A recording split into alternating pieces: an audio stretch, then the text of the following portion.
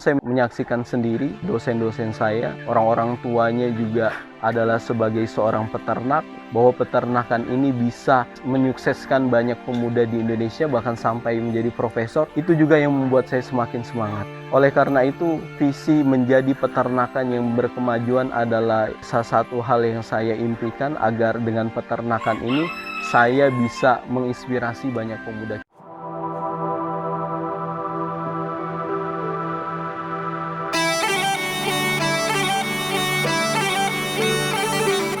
Assalamualaikum warahmatullahi wabarakatuh. Selamat datang di kandang Budi Luhur. Perkenalkan, nama saya Ki Agus Abdul Syafi'i. Usia saya 30 tahun. Aktivitas saya sebagai seorang peternak. Alamat saya di Cebongan Lor, Pulau Gadi, Melati, Sleman, Daerah Istimewa Yogyakarta. Peternakan adalah potensi yang sangat besar yang bisa kita manfaatkan. Kita tahu luas wilayah di Indonesia 1.900 juta kilometer persegi. Jumlah penduduk di Indonesia 278 juta jiwa. Itu artinya dengan luas daratan yang luar biasa, dengan jumlah penduduk yang luar biasa, peternakan ini adalah salah satu bidang usaha yang sangat bisa kita kembangkan. Kita tahu juga bahwa di Indonesia pergerakan masyarakat menengah menuju masyarakat ke atas juga semakin tinggi, artinya pola konsumsi berubah. Artinya semakin banyak masyarakat yang mengkonsumsi protein hewani dari daging, ya, baik itu dari ayam, kemudian dari kambing dan domba, termasuk juga sapi. Di kandang Budi Luhur ini saya mempunyai visi menjadi peternakan berkemajuan yang berpartisipasi dalam menyongsong kedaulatan pangan di masa yang akan datang. Nah, teman-teman sekalian, luas wilayah yang luar biasa, populasi masyarakat Indonesia juga luar biasa.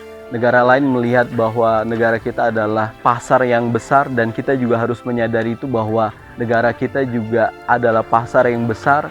Kita menjadi raja di negeri sendiri, ya. Oleh karena itu saya mulai beternak ini dengan rasa cinta, dengan rasa suka, agar peternakan ini bisa terus berjalan, bisa terus maju. Karena yang saya harapkan dengan beternak ini, kita bisa membantu orang lain untuk melaksanakan ibadah. Kita bisa membantu pemerintah menyongsong kedaulatan pangan yang akan di masa yang akan datang. Kemudian yang ketiga adalah kita memberikan inspirasi kepada anak-anak muda, ya, memanfaatkan potensi-potensi yang ada di desa, agar pembangunan yang terjadi bukan hanya terjadi di kota tapi juga di perdesaan, sehingga pembangunan itu bisa merata dan Indonesia bisa menjadi negara yang berkemajuan. Teman-teman sekalian, kita tahu bahwa beternak kita harus manajemen dengan baik, ya. Ada penghasilan harian, bulanan, dan tahunan. Nah, teman-teman, di hasil harian ini selain kambing dan domba, Budi Luhur juga mengembangkan ayam, ya. Ayam ini tujuannya untuk memenuhi kebutuhan daging dan telur di rumah sendiri, ya. Saya pernah tanya istri, "Dek, gimana setelah punya ayam?" Alhamdulillah pengeluaran belanja untuk daging itu berkurang. Jadi luar biasa. Jadi harian saya kandang Budi Luhur memanfaatkan ayam untuk diambil telurnya dan diambil dagingnya. Selain itu juga kita bisa jual, ya. Ada beberapa permintaan juga yang masuk, biasanya minta sembelihkan ayam, dan kita penuhi itu sebagai sumber penghasilan harian, sehingga dapur aman. Nah, ada penghasilan bulanan dan tahunan. Bulanan dan tahunan ini Budi Luhur ambilkan dari ternak kambing dan domba, ya. Bulanan dari ternak-ternak yang kita gemukkan, tahunan dari ibadah, ya, event Idul Kurban yang setiap tahun ada ratusan ekor keluar dari kandang Budi Luhur. Nah, dengan ini diharapkan dengan penghasilan yang kita manajemen dengan baik ini, kita bisa berjalan terus sehingga peternakan kita bisa menjadi peternakan yang maju. Kalau kita lihat data BPS, ya, Badan Pusat Statistik, jumlah ternak di Indonesia khususnya kambing dan domba itu sangat sedikit dibandingkan dengan jumlah penduduk di Indonesia. Kita tahu tadi jumlah penduduk 278 juta jiwa, sedangkan data BPS dari 2019 sampai 2022, kita melihat jumlah kambing ada di 19 juta ekor, kemudian jumlah domba di 18 juta ekor. Kalau kita jumlahkan kambing dan domba ini jumlahnya 37 juta ekor. Sementara masyarakat Indonesia 278 juta jiwa. Padahal setiap tahun, ya, ada ibadah kurban yang ini tidak dibatasi usia. Kita tahu bahwa potensi ini sangat besar.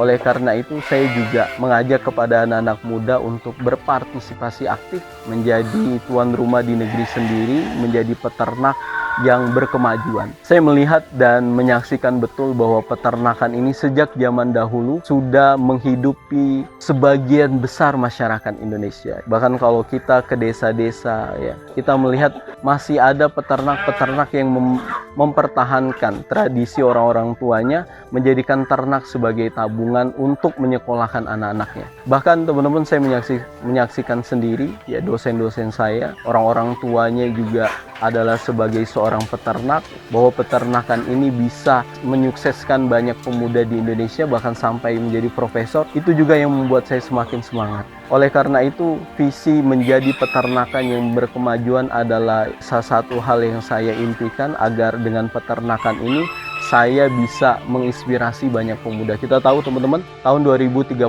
kita akan menyambut bonus demografi, di mana usia produktif itu lebih banyak daripada usia non-produktif, baik itu usia muda maupun baik itu usia kecil maupun usia tua. Artinya, anak-anak muda yang produktif ini semakin banyak. Oleh karena itu kita harus memilih. Maka peternakan ini adalah menjadi salah satu bidang yang saya pilih untuk menyongsong juga bonus demografi. Kita ingin kita menjadi anak-anak yang ikut andil ya, dalam membangun negara Indonesia menjadi negara maju. Jangan sampai bonus demografi ini terlewatkan, karena kalau dia terlewatkan tanpa hal-hal yang produktif, tanpa bidang-bidang yang kita kuasai, maka usia produktif ini di masa yang akan datang akan menjadi beban. Oleh karena itu, kita harus memanfaatkan bonus demografi ini dan kita harus memilih bidang yang kita di situ bisa menjadi ahli. Dan peternakan adalah bidang yang saya pilih. Bahkan kita tahu Korea Selatan berhasil menyambut bonus demografi itu ya, yang usianya dengan negara Indonesia tidak jauh berbeda. Nah, kita harus memanfaatkan ini dengan sebaik-baik. Peternakan kita harapkan bisa berkembang terus di Indonesia, sehingga kita tidak bertumpu atau kita tidak mengharapkan lagi ya impor dari luar negeri, sehingga konsumsi dari dalam negeri itu bisa tercukupi. Karena kalau ada bagian, ya, apalagi yang dia berhubungan dengan konsumsi, yang dia ada part atau ada bagian yang dia masih dipenuhi dari luar, maka itu artinya kita belum berdaulat. Ya, kita harapkan kita menjadi